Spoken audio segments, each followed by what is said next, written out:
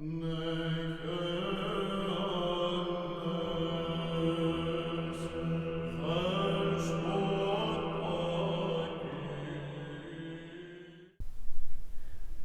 we enter into the church for worship, we might think that the services just happen. But in reality, just like we go through a lot of preparation at home individually, a lot goes into preparing for the services that we experience here. And that's because the Orthodox Church believes in capital T truth. There is real truth about who God truly is, and each of the services is meant to reflect that truth.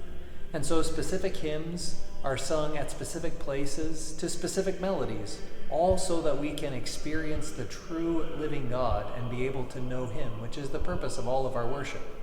In order to make that happen, lots of different things have to be prepared beforehand.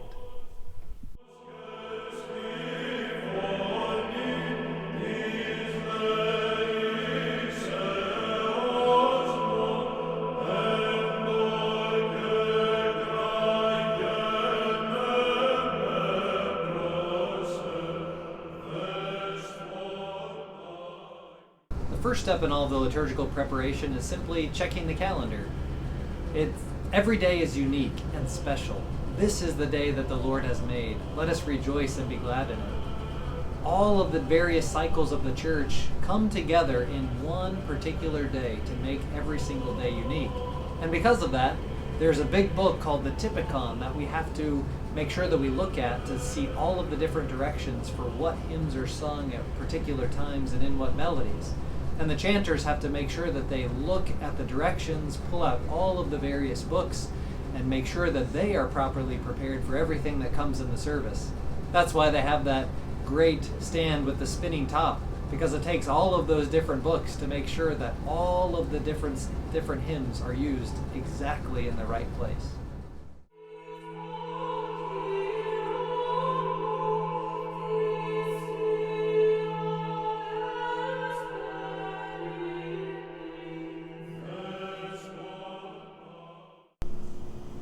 If a divine liturgy is to be served, bread has to be made.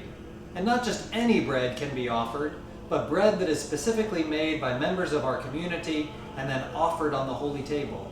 It is really a great example of how synergy works.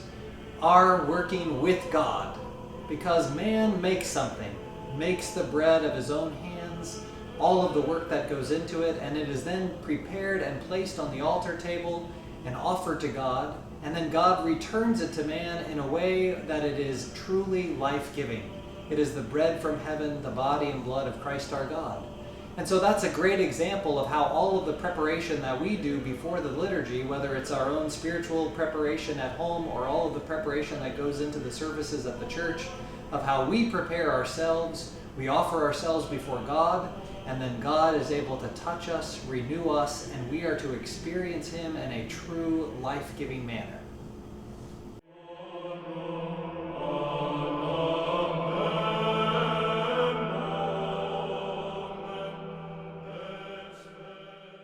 Just like the choir and the chanters have to be ready, the servers have to be ready as well.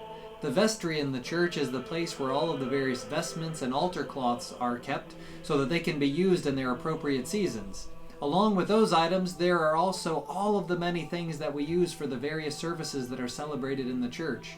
Crowns for weddings, candles for the altar table, wicks, oil, wine, incense, charcoal, all of the things that one might be able to think of that are used in the liturgical worship of the church. And hey, we're even ready for when the bishop comes.